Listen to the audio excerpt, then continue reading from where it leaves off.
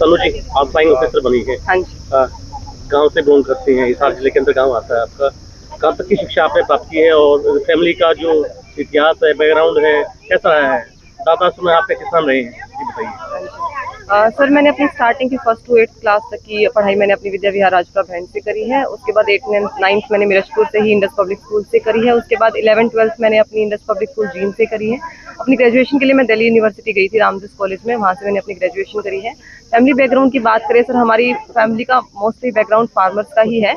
और फैमिली की बात करें सर, हमारी फैमिली का मोस्टली बैकग्राउंड फार्मर्स वगैरह का ही है। अभी रिसेंटली अभी जो मेरे मम्मी पापा है वो एज अ टीचर पोस्टेड है, तो हमारी फैमिली में ऐसे कोई बैकग्राउंड नहीं है ऑफिसर्स का या फिर कुछ और। हमारी मोस्टली फैमिली फार्मर बेस्ड ही है। तो जो आपने जो प्रोफेशन चुना है उसमें कितनी दिक्कतों का सामना करना पड़ा?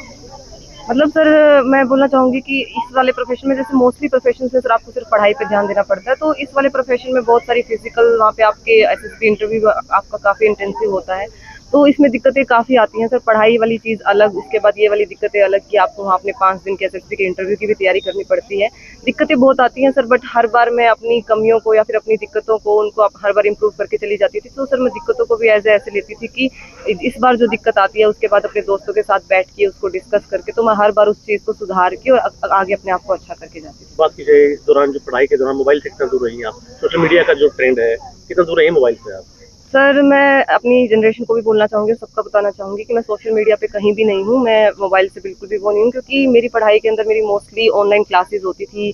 उसके बाद मॉक टेस्ट भी देने होते हैं और भी प्रैक्टिस करनी होती है ऑनलाइन, अलग अलग तरह की वीडियो देखनी होती है, करंट अफेयर देखते हो, मतलब आर्टिकल्स पढ़ते हो, क्योंकि मेरे को न्यूज़पेपर आर्टिकल्स वगैरह करंट न्यूज़ फॉलो करनी पड़ती है। तो मेरा बहुत सारा टाइम ऐसे फोन के ऊपर जाता था सर, तो और अलग टाइम में फोन को कभी दे ही नहीं पाई। और ये मैं अपनी जनरेशन को भी बोलना चाहूंगी कि मैं किसी सोशल मीडिया हैंडल पे या फिर किसी प्लेटफॉर्म पे ऐसे एक्टिव नहीं हूँ, मैं फोन से बिल्कुल दूर रही हूँ सर। अपनी दिनचर्या की बात कैसे होती है आपकी?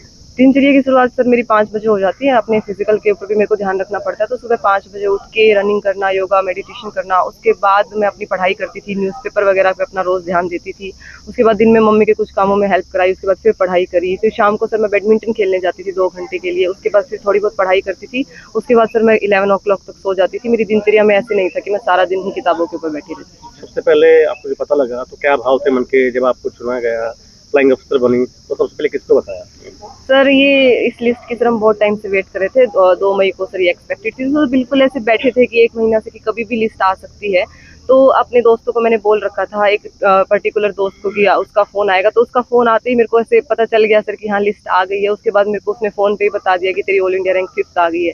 फिर सर लिस्ट में 2 तन्नू थी। उसके बाद मैंने ऐसे कांपते कांपते अपना रोल नंबर चेक किया, फिर ऐसे मैच किया, फिर मैं भागी भागी आई। मेरी मम्मी किचन में काम कर रही थी सर, फिर मैं बहुत जोर से कांपती कांपती मम्मी चिल्लाई, तो ऐसे हम वेट कर ही रहे थे। तो उस रिएक्शन को देख के मेरी मम्मी भी समझ गई सर, उन्हें मुझे बोलना भी नहीं पड़ा कि बेटा मम्मी में मेरिटिन हो गई या कुछ और। तो सर ऐसे मैंने अपने घर वालों को बताया। आपकी ट्रेनिंग कब से?